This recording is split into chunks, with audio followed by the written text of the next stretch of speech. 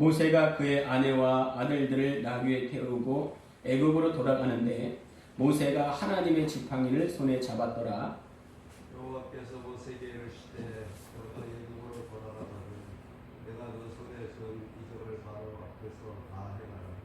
그러나 내가 그의 마음을 변하게 하되 그가 백성을 보내주지 아니하리니 너는 바로에게 이르기를 여호와의 말씀에 이스라엘은 내 아들 내 장자라. 내가 내게 이르기를 내 아들을 보내주어 나를 섬기게 하라 하여도 내가 보내주기를 거절하니 내가 내 아들 내 장자를 죽이리라 하라 하시니라. 모세가 길을 가다가 숙소에 있을 때에 여호와께서 그를 만나사 그를 죽이려 하신지라. 십보라가 돌칼을 가져다가 그의 아들의 코피를 내어 그의 머리에 갖다 대는데 당신은 참으로 내게 피 남편이라. 26절 같이 읽겠습니다. 여호와께서 그를 놓아 주시니라. 그때 십보라가 피 남편이라 함은 할례 때문이었더라. 아멘. 할렐루야.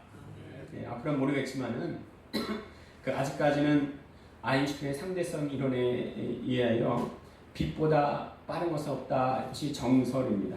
네. 근데요, 우리는 빛이 빠르다는 거에 별 관심이 없어요. 그렇죠? 네. 뭐 그걸 연구하는 사람들이나 관심 있지, 뭐 우리랑은 아무 상관이 없다 싶어서 뭐 체감이 오지 않습니다. 네.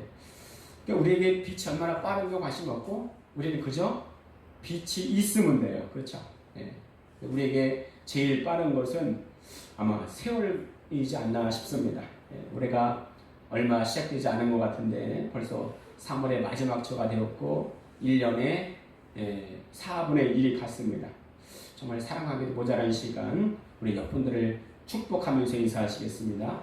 세월을 아끼며 삽시다. 사랑하며 삽시다. 네, 다 같이 말씀 듣기 전에 우리 고백하고 시작하겠습니다. 시작. 성령님 말씀하소서. 내가 듣겠습니다. 성령님 깨닫게 하소서. 내 마음문을 열어 주소서. 네. 하나님이 끈질기게 모세를 설득시키십니다. 모세 같은 사람이 없어요. 하나님과 기나긴 싸움 끝에 모세가 드디어 결정을 합니다. 네. 하나님이 모세를 보시면서 그러셨을 것 같아요. 야, 힘들다. 네. 천지 창조보다 힘들다. 천지 창조는 내 말 한마디로 했는데 이놈은 몇 번을 말해야 되네. 네. 얼마나 거절하는지 하나님이 화를 내십니다. 네. 사람의 제안은 거절할 수 있어도요, 하나님의 제안을 5번이나 거절한다는 것이요, 이건 웬만한 깡당 없이 이건 가능하겠습니까? 네. 하나님이 모세를 훈련하여 낮추셨는데 너무 낮추신 것 같아요. 네. 이전에는 자기 자신감으로 사람을 쳐 죽일 정도로 자신감이 타올랐는데 지금은 우주를 만드신 그 하나님 앞에서 안 돼요, 안 돼요, 안 돼요를 연발하고 있습니다. 왜 그래요? 지금 모세는요, 지금 자기 자아상이 완전히 무너진 상태예요. 그 주변에 한번 보세요. 한번 자기 자아상이 완전히 무너진 사람들은 남의 요청, 요구에 일관되게 딱 한마디로 말하는 경향이 있습니다. 안 돼요, 못해요, 안 돼요, 못해요. 예. 극과 극은 통한다고 너무 교만해도 안 되지만은 너무 겸손한 것처럼 보이는 것도 그거 별로 좋지 않습니다. 둘 다 안 좋아요. 하나님께서 모세에게 노를 바라시는데, 야, 내 형 아론이 있지 않냐? 그가 말 잘하는 걸 안다. 내가 네 입과 그의 입에 함께 있어서 너희 행할 일들을 가르쳐 줄 거야. 그리고 충격적인 말씀을 더하십니다. 네. 여러분 놀라지 마세요. 놀라지 마세요. 하나님이 충격적인 말씀을 하십니다.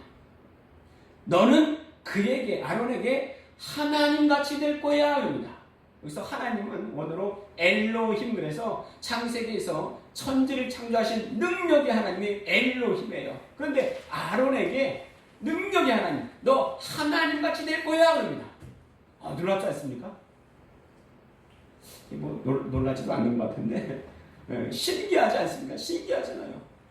하와는요, 하나님같이 되려다가 망합니다. 그런데 모세는 아론에게 하나님같이 되게 해주겠다 이렇게 말씀을 하십니다. 자, 예수님이 부활하시고 만지라는 마리아에게 나를 아직 만지지 말라, 내가 아직 아버지께로 올라가지 못하였노라 하는데요, 도마에게는 나를 만져보고 나인 줄 알라 이렇게 말씀하십니다. 아, 하나님께서는 때와 상황에 맞게 다르게 일하시는구나 느껴집니다. 자, 완전 자아감을 상실한 모세에게 이렇게 하지 않으면 말을 안 들으니까 하나님께서 최후의 극단적인 표현을 쓰시는 것 같아요. 이래도 거절한다면요, 내가 하나님이 서겠다 이것과 다를 바가 없는 거예요. 자, 그런데 그냥 보내지 아니하시고 아주 중요한 무기를 주십니다. 예. 우리 출애굽기 4장 17절 한번 읽어볼까요? 시작. 이 지팡이를 손에 잡고 이것으로 이적을 행할지니라 말씀하십니다. 이 지팡이 누구의 거예요? 누구 겁니까? 모세의 지팡이죠. 자, 그런데 이 지팡이를 하나님께 드렸더니 이 지팡이의 명칭이 바뀌어버려요. 같이 20절, 출애굽기 4장 20절 같이 읽겠습니다. 시작. 모세가 그의 아내와 아들들을 나무에 태우고 애굽으로 돌아가는데 모세가 하나님의 지팡이를 손에 잡았더라. 뭐래요? 하나님의 지팡이래요. 네. 이제 드려졌으니까 누구의 겁니까? 하나님의 것입니다. 그러니까 전에는 모세의 것이었지만 드려진 이후엔 하나님의 것이 되었다는 거예요. 아이고, 손해봤네, 내 것이 없어졌네, 이게 아니죠. 하나님의 것이라고 말할 때는 하나님이 책임지시겠다는 거예요. 네. 하나님의 손에 들려져야 뭔가 이루어집니다. 하나님이 만지셔야 기적이 일어납니다. 아멘? 아멘. 어떤 아이가요, 엄마와 함께 한 가게에 들어갔는데 주인이 보니까 너무 이쁘게 생긴 거예요. 너무 이쁘면 뭐라도 퍼주고 싶잖아요. 주고 싶잖아요. 돈도 안 주고 그냥 다 주고 싶은지라. 그래서 그 아이에게요, 내가 이 공짜로 이 과자를 줄게, 한 움큼 집어가렴 그랬습니다. 근데 그 아이가 고개를 가로지면서 손살을 치면서 가져가지를 않는 거예요. 몇 번을 그렇게 하니까 너무 주고 싶은 주인이 자기 손으로 덥석 집어서 그 아이에게 주었답니다. 지혜로운 아이죠. 아니, 자기 손으로 집어가면은 얼마나 가져가겠습니까? 그런데 큼직한 주인 아저씨의 손으로 덥석 집으니 10배나 늘어나는 기적이 일어났습니다. 네. 하나님의 큰 손이 만지셔야 기적이 일어나는 거예요. 하나님께 맡겨진 지팡이의 이름이 변했습니다. 뭐로 변했다고요? 하나님의 지팡이, 하나님의 지팡이. 자, 그렇다면요, 나는 하나님이 만지시고 하나님께 맡겨진 자입니까? 확신이 들면 아멘?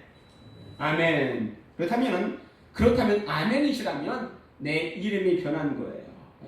우리 각자 옆분들에게 한번 저를 따라하겠습니다. 나는 하나님께 맡겨진 위대한 하나님의 사람 김희철 목사입니다. 제 이름 하라는 게 아니고 여러분의 이름 하라는 거예요. 자, 다시 좀 따라하겠습니다. 나는 하나님께 맡겨진 위대한 하나님의 사람 김희철 목사입니다. 그렇죠. 네. 바로가 죽은 것을 모세가 알게 되었습니다. 아니, 핸드폰도 없는데 어떻게 죽은 것을 알게 되었을까요? 우리 출애굽기 4장 19절 같이 한번 읽어보겠습니다. 시작. 애굽으로 돌아가라. 내 목숨을 노리던 자들이 다 죽었느니라. 하나님이 직접 알려주십니다. 자, 그런데요, 애굽으로 돌아가려면 그냥 자기 마음대로 갑니까? 예. 아내도 있고 장인도 있고 아이들도 있는데, 예. 적어도 자기에게 말씀을 드리고 떠나야 되잖아요. 예. 우리 이전에 봤듯이 야곱은 라반의 집에서 몰래 나왔지만 모세는 그런 상황은 아니거든요. 예. 18절에 보면 미디안을 떠나기 전에 장인에게 허락을 받는 장면이 나옵니다. 우리 출애굽기 4장 18절 같이 한번 읽어볼까요? 시작. 모세가 그의 장인 이드로에게 돌아가서 그에게 이르되 내가 애굽에 있는 내 형제들에게로 돌아가서 그들이 아직 살아있는지 알아보려 하오니 나로 가게 하소서. 이들어가 모세에게 평안히 가라 하니라. 여러분, 장인에게 애굽으로 간다고 말하는데 그 내세운 이유가 뭐예요? 내 형제들이 아직 살아있는가 보려 합니다. 그래요. 이게 맞아요? 맞아요? 아니에요. 모세가 지금 애굽으로 가는 첫 번째 목적이 뭐냐면 하나님의 백성을 끌어내서 하나님께 예배드리려고 하는 거예요. 예배드리려. 그런데 본래 의미를 상실하고 말하고 있습니다. 왜 그래요? 왜 그래요? 아직 확신이 없는 거예요. 확신이 없으니까 자신 있게 말하지 못하는 거예요. 그 우리 소요리 문답 1조가 있는데요. 인간 최고의 목적은 하나님을 영화롭게 하는 것이고 그를 영원토록 즐거워하는 것입니다. 라고 되어 있습니다. 하나님을 영화롭게 하는 것 첫 번째가 뭐예요? 예배입니다. 예배. 그런데 이게 희미해지면 예배를 별로 귀하게 여기질 않습니다. 자, 이러면요 그의 행동과 말에서 잘못된 변화가 나타나는데 모세에서 그것이 보여지고 있는 거예요. 자, 18절에 보면 장인에게 모세가 애굽으로 가겠다는데 첫 번째 목적 상실했어요. 그게 뭐예요? 예배드리는 거. 두 번째는요 그의 말에 주체가 나타나지 않습니다. 보내시는 분이 누구예요?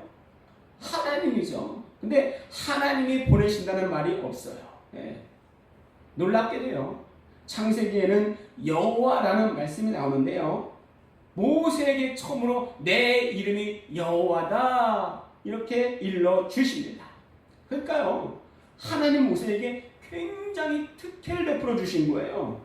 그게 뭐예요? 너를 하나님같이 되게 하겠다. 두 번째는요 내 이름이 여호와다. 아니 이렇게 특혜를 주셨는데요 자기에게 계시하신 하나님의 이름을 한마디도 거론하지 않습니다.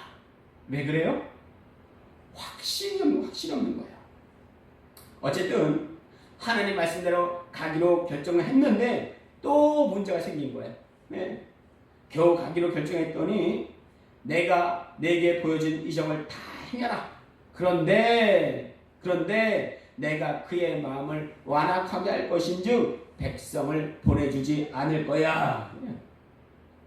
하나님께서 겨우 모세를 설득시켰는데 갈 때가 되니까 내가 바로의 마음을 완악하게 할 것인즉 바로가 내 말 듣지 않을 거야 말씀하시는 거야. 이게 뭐야 이게 뭐야? 듣지 않는다니. 내가 말을 듣지 않는다니. 그래도 그나마 다행인 것은요 하나님이 자상하게도 해야 할 일을 미리 다 이미 말씀해 주고 있습니다. 우리 다 같이 4장 23절 같이 읽어보겠습니다. 시작.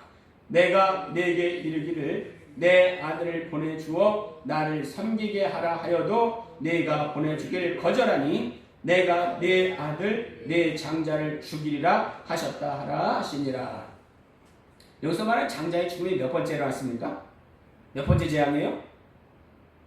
10번째죠. 마지막 재앙이죠. 그러니까 모세를 애굽에 이미 보내기 전에 처음부터 이미 출애굽 전까지 일을 다 지금 말씀해 주고 있는 거예요. 자, 그런데 또 이해가 안 가는 게 있습니다.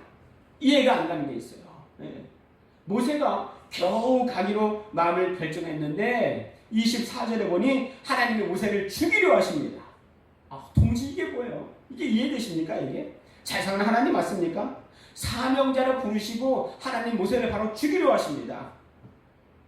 생사와 화복은 주님이 주시기 때문에 사명이 있는 자는 죽을 상황에서도 하나님의 뜻을 이루시게 하기 위해서 살리신 것을 많이 보아왔습니다.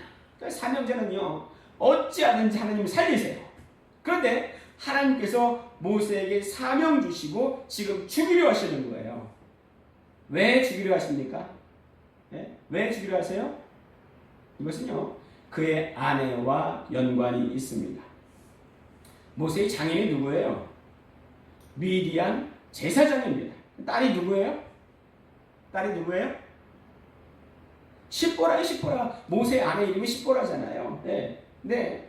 시뽀라가 어릴 적부터 제일 많이 보고 들은 게 뭐였겠습니까? 네. 아버지가 위대한 제사장이니까 매일 우상에게 제사 드리는 거였을 거예요. 예. 여러분 그 이슬람 음악을 들어본 적 있습니까? 예. 음악이 들리면요 얼굴이 찡그려지고 가슴이 꼭 답답해지는 것 같습니다. 예. 여러분 노래를 조심히 들으세요. 사탄을 찬양한 노래가 은근히 많아요. 예. 여러분 요가도 좋지 않습니다. 요가. 그 인도에서 우리나라로 유학 왔다가 그리스도인이 되고 신학을 해서 목사님이 된 판카즈 목사님이라는 분이 계세요. 예. 저 개인적으로 좀 아는 분인데 요가할 때요. 요가할 때 그 음악은 귀신을 불러들이는 음악을 합니다. 그분이 인도 분이에요. 인도 사람. 그러니까 영적으로 좋지 않으니 꼭 절대 들으면 안 된다 신신당부를 하시더라고요. 알게 모르게 사탄을 찬양하는 또 악한 영을 불러들이는 그런 노래가 참 많이 있습니다. 근데 우상에 매일 예배드리는 제사는 제사장의 직분이 어떻겠습니까? 모세가 강한 능력으로 영향을 줬다 모르겠지만은 그러지도 못했던 것 같아요. 우리가 그런 말 많이 하죠. 영적 전쟁, 영적 전쟁 이런 말 많이 하는데 한쪽으로 치우치면 안 되지만 정말 조심해야 할 것은 내가 영적으로 영향을 주지 못하면 오히려 영향을 받습니다. 모든 그리스도인들은요 영적으로 민감해요. 근데 자신은 영적으로 민감한데 영역이 없으면 괴롭습니다. 자꾸 다운돼요. 또 영적으로 힘들면 그것이 육체까지 전달될 수가 있습니다. 근데 그간 모세는 자기의 사명을 알고도 잊어버렸어요.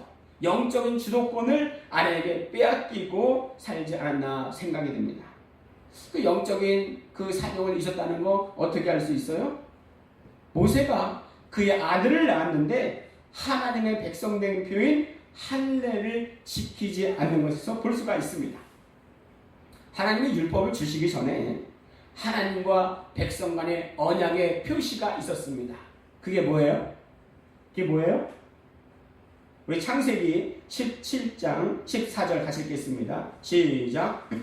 할례를 받지 아니한 남자 곧 그 포피를 베지 아니하는 자는 백성 중에서 끊어지리니 그가 내 언약을 배반하였음이니라. 그렇죠? 할례가요 하나님과 백성 간의 언약의 표시라는 거예요. 모세가 몰랐던 게 아니에요. 단지 모세는 그의 사명을 잊고 있었던 겁니다. 그래 뭐 좋은 게 좋은 거지 서로에게 뭐 권유하지 말고 상처받지 말자 이런 마음이 있었겠죠. 왜요? 왜 그랬을까요? 아내와 싸우기 싫으니까. 착한 사람이 왜 힘든지 아세요? 싸우기 싫은 거예요. 그래서 참는 거예요. 그냥 타협하고 싶은 거예요. 그런데 이것이 인간 관계로만 끝나면 다행이지만 내 영혼을 위협하는 것까지 타협하면 그건 정말 위험한 겁니다. 사명받은 사람은 그의 아내가 정말 중요해요. 마음에 맞으면 시너지 효과를 내지만 그렇지 않으면 하는 일마다 서로 부닥칩니다.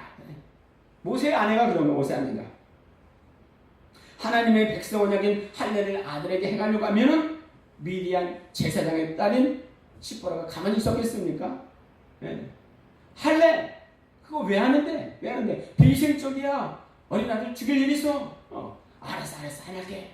아마도 모태 신앙인 모세의 마음을 꺾어 버렸을 것입니다. 그러니까 할례의 중요성을 아는 모세가 아들의 할례를 행하지 않았겠지요. 신기한 것은 하나님이 모세에게 사명을 위해서 훈련시키실 때는 아무 말씀도 안 하시다가 사명을 주신 후에는 순종하지 않자 바로 징계하십니다. 그 사명자의 극한 체험이 바로 여기 있는 거예요. 사명자가 된 이후로 하나님은 사명자들을 더 세게 다루시는 것 같아요. 어디까지요? 모세를 죽이려 하신까지. 왜요? 하나님의 백성을 구원하러 가면서 정작 자기 아들에게는 하나님 백성의 표현 할례를 행하지 않습니다. 순종하지 않아요. 시보라가 고집 피우다가 남편 모세가 죽을 것 같으니 자기 고집을 내려놓고 아들에게 할례를 행하니 죽음이 떠나갑니다. 맞습니까? 맞아요? 맞습니까? 아니에요? 자, 다시 한번 들어보세요. 시보라가 고집 피우다가 남편 모세가 죽을 것 같으니까 자기 고집 내려놓고 아들에게 할례를 행하니 죽음이 떠나가요? 맞습니까? 아니죠. 아다르고 오다른 거예요. 죽음이 떠나갔다 말씀하지 아니하시고 여호와께서 그를 놓아 주시니라 말씀하십니다. 그 생명을 하나님이 잡고 있었단 말이죠. 모세는 이때까지도 하나님이 맡겨주신 중보자의 사명에 자신감이 없었고 또 그 사명을 성취하실 하나님의 능력을 확실히 신뢰하지 못하고 있었던 것 같아요. 그 결과 하나님께서는 모세로 하여금 하나님을 더욱 철저히 의지하고 말씀에 순종하도록 죽음 체험을 하게 하십니다. 모세를 부르실 때 하나님이 보여주신 이적 중에 뱀의 꼬리를 잡으라는 것이 있었습니다. 모세는 알아요. 경험적으로 뱀은 머리를 잡아야 하는 것을 너무나 잘 알고 있습니다. 꼬리를 잡으면 어떻게 돼요? 몸을 휙 돌려서 그의 손을 물게 되어 있습니다. 이게 뭘 말하는 거예요?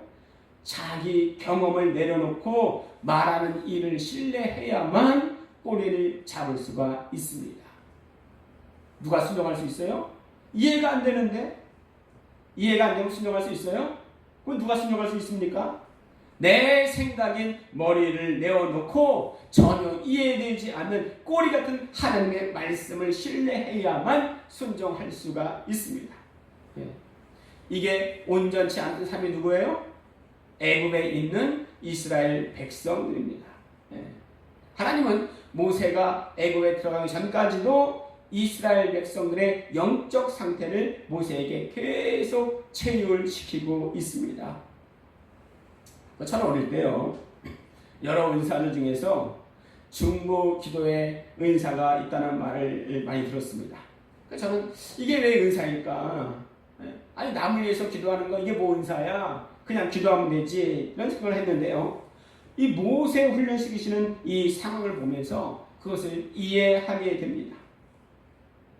지금 모세는요, 이스라엘의 아픈 상황을 몸소 자신이 그대로 겪고 있는 거예요. 상처 입은 모세, 자아감이 상실된 모세, 죽을 것 같은 모세.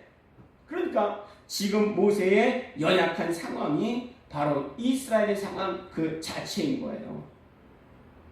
모세가 순종하지 않아서 아픔을 겪고 있지만 오히려 모세에게 유익이 되는 것은 남의 아픈 상황을 내 아픔으로 여겨서 그의 마음으로 기도할 수 있게 되는 아주 좋은 계기가 되는 사건이었습니다.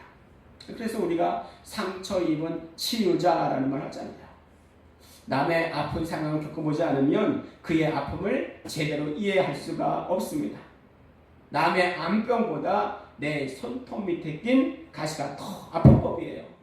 이러기에 사명자들은 아픈 상처와 연약함을 가지고 있는 경우가 참 많이 있습니다. 근데 여기까지만 보면요, 그냥 모세의 그냥 죽을 뻔한 극한 체험이에요. 막막한 상황입니다. 그런데 우리는 모세에 대해서 별 걱정을 안 해요. 왜요? 모세의 끝을 알거든요. 끝을 알거든요. 모세가 비스가 산에서 죽었지만 그게 끝이 아니에요.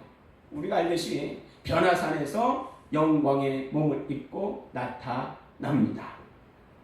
우리가요, 인생 살다 보면요, 정말 너무나 막막한 상황을 많이 겪게 됩니다. 특히 사명자가 그렇습니다. 근데요, 사명자는 출애굽기의 마지막을 묵상하고 힘을 얻습니다. 마지막에 뭐가 있는데요? 출애굽기의 마지막에 뭐가 있습니까? 뭐가 있어요? 뭐가 있습니까? 여러 번 말씀드렸죠? 하나님 임재의 상징인 성막이 있습니다. 비록 지금은요, 가시밭길 같고 광야길에 있는 것 같을지라도 마지막 보면 영광이 있습니다. 현재의 막막함을 바라보면 정말 비탄과 비참함만 보일 수 있을지라도 마지막을 보면 영광이 있습니다. 마지막에 뭐가 있는데요? 하나님 임재 상징인 성막이 있습니다. 우리 모두는 사명자예요. 사명자예요.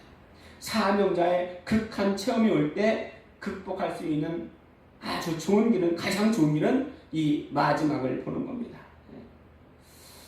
우리 모두는요, 지금까지 살아오면서 여러 아픔과 또 연약함의 분례를 많이 지나오셨을 줄로 압니다. 그리고 또 혹 지금도 겪고 있는 분이 계실지 모르겠어요.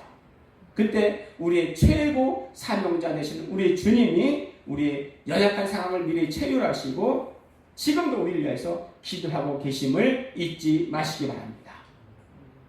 결론을 알면 두려울 게 없어요. 우리를 위해서 사명자의 극한 체험을 하신 분이 바로 우리 주님이십니다. 우리 다 함께 히브리서 2장 18절 같이 읽도록 하겠습니다. 히브리서 2장 18절 시작. 그가 시험을 받아 고난을 당하셨은즉 시험 받는 자들을 능히 도우실 수 있느니라. 그가 누구예요? 우리 주 되신 예수 그리스도. 결론을 알면 소망이 보입니다. 결론을 아니까 소망이 있는 거예요. 우리가 고난의 상황을 묵상하다 보면 그 답이 안 나옵니다. 이스라엘을 구원하기 이전에 이스라엘 백성의 그 아픔을 체험했던 사명자 모세처럼 예수님께서도 우리를 구원하시기 이전에 우리의 아픔을 체휼했다 이렇게 말씀하십니다. 이 주님께 우리의 작은 이성의 머리로 주님을 재단하는 것이 아니라 이해되지 않을지라도 말씀의 꼬리를 잡는 커다란 믿음의 소유자가 되기를 간절히 바라겠습니다. 기도하는데요. 첫 번째, 우리를 위한 최고의 사명자 예수 그리스도를 생각하며 내 삶에서 사명자의 직분을 감당하게 하여 주시옵소서. 두 번째는 우리 교회에 들어오는 모든 자에게 주의 평안과 성령 충만을 주시옵소서. 우리 주여 한번 부르시고 함께 기도하겠습니다. 주여! 살아계셔서 지금도 역사하신 아버지 하나님, 정말 우리